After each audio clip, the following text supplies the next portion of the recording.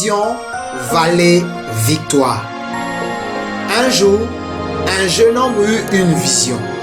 Dans celle-ci, il voyait son ascension au-dessus de sa famille.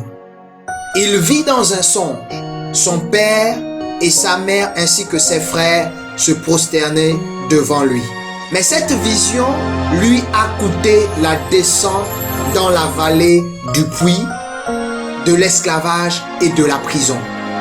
Vous savez, quand vous avez une vision, cette vision vous attirera forcément des ennemis. Vous ne comprendrez pas pourquoi subitement autour de vous, les gens commenceront à vous détester. C'est parce que la vision attire le plus souvent les rancœurs, l'animosité et la jalousie. La réalisation d'un rêve n'est pas chose aisée. Vous serez confronté à l'hostilité sur toutes ses formes. Ce cumul d'animosité, de jalousie vous conduira certainement dans la vallée de la solitude, du rejet et peut-être de la déception. Dans le cas de Joseph, on serait tenté de penser que ce sont ses frères qui sont à l'origine de cette situation. Mais il n'en est rien. C'est sa vision qui l'a conduit dans la vallée. Apprenez dès aujourd'hui, afin de ne pas perdre du temps dans les lamentations, que la prochaine étape après la vision, c'est la vallée.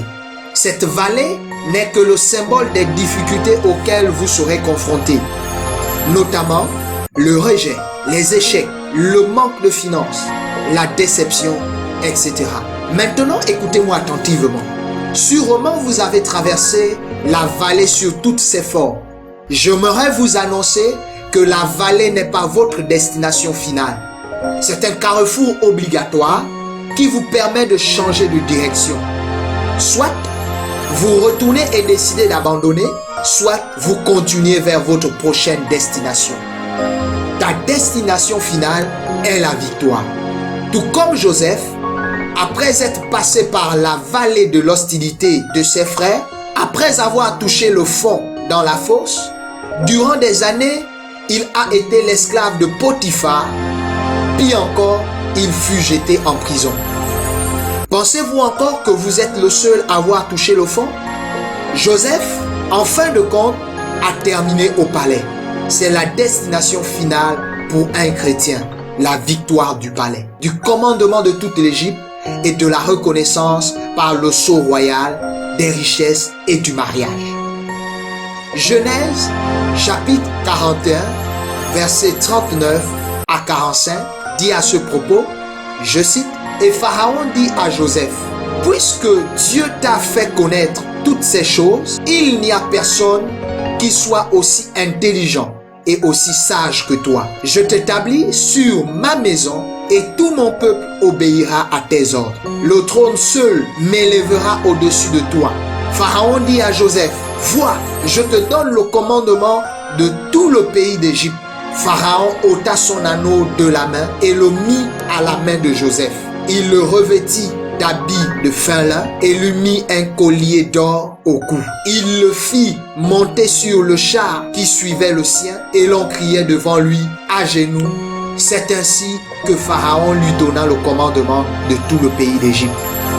Il dit encore à Pharaon, « Je suis Pharaon, et sans toi, personne ne lèvera la main ni le pied dans tout le pays d'Égypte. » Pharaon appela Joseph du nom de Tsaphnath Panéa et lui donna pour femme Asnath, fille de Potiphéra, prête d'On.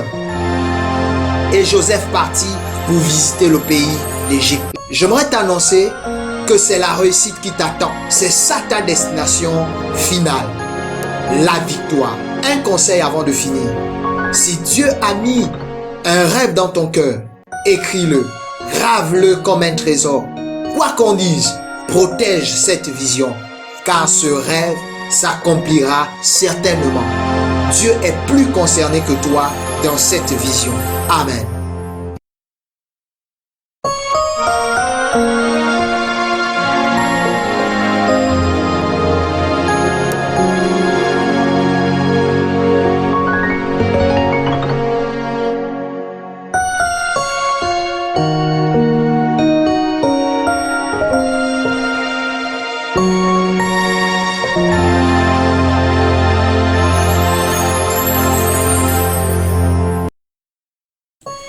Droit d'aînesse et faveur de Dieu.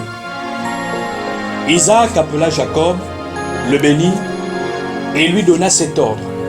Tu ne prendras pas une femme parmi les filles de Canaan.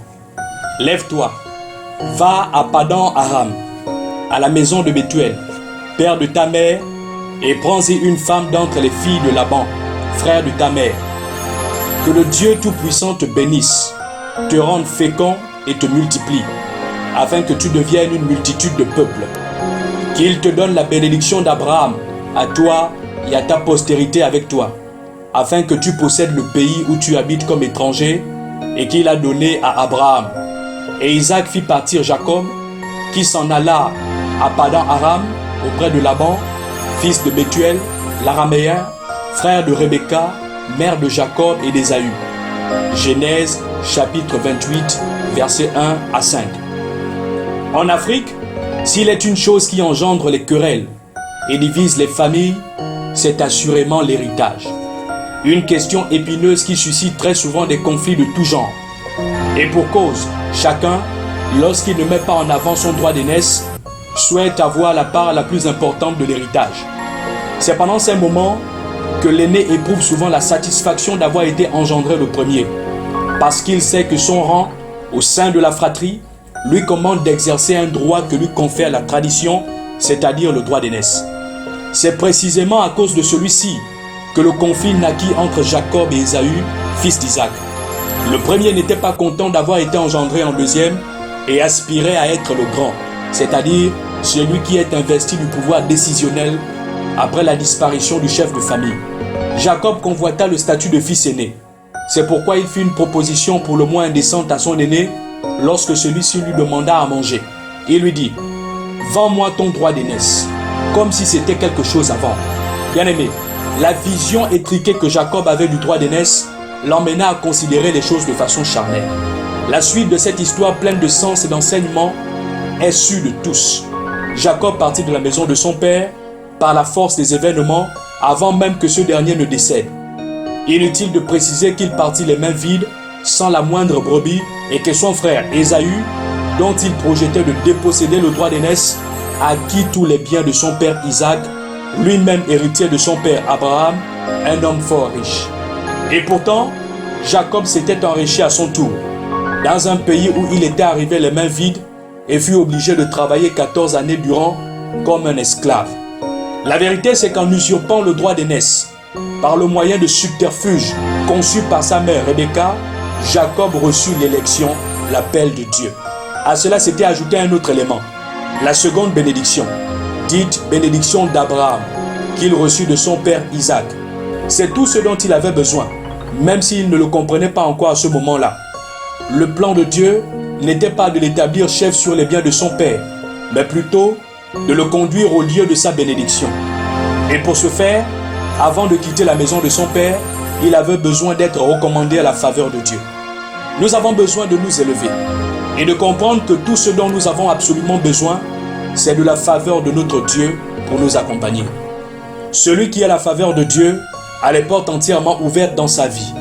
La bienveillance, la grâce sont son partage et participent à ce que tout lui échoue en partage. Pendant tout le temps qu'il a demeuré dans la maison familiale, Jacob n'avait jamais connu l'Éternel, dont la grandeur et pourtant lui était si souvent comptée par son père Isaac. Et il fallut qu'il quitte la maison de son père, se retrouve face à sa destinée dans une période particulièrement sombre de sa vie pour que le Dieu de son père se révèle enfin à lui. Il, c'est-à-dire Jacob, arriva dans un lieu où il passa la nuit, car le soleil était couché. Il y prit une pierre dont il fit son chevet et se coucha dans ce lieu-là. Il eut un songe, et voici, une échelle était appuyée sur la terre et son sommet touchait au ciel. Et voici, les anges de Dieu montaient et descendaient par cette échelle. Et voici, l'Éternel se tenait au-dessus d'elle. Et il dit, « Je suis l'Éternel, le Dieu d'Abraham ton père et le Dieu d'Isaac. La terre sur laquelle tu es couché, je la donnerai à toi et à ta postérité.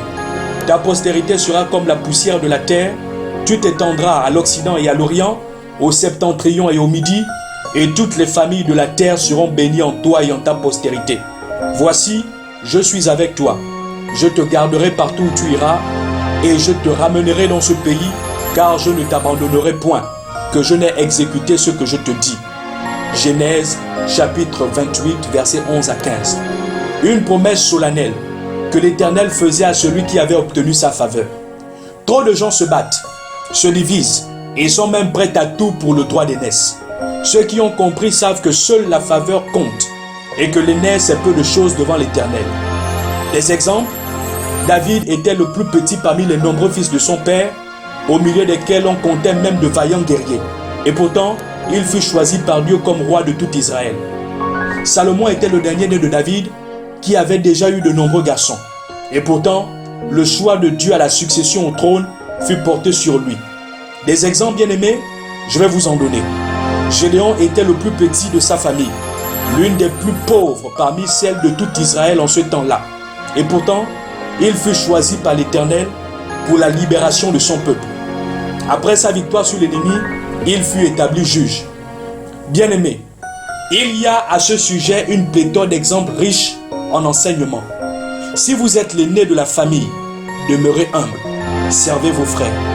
Après tout, Jésus ne dit-il pas à ses disciples que les plus grands sont ceux qui servent? À vous de méditer. Amen.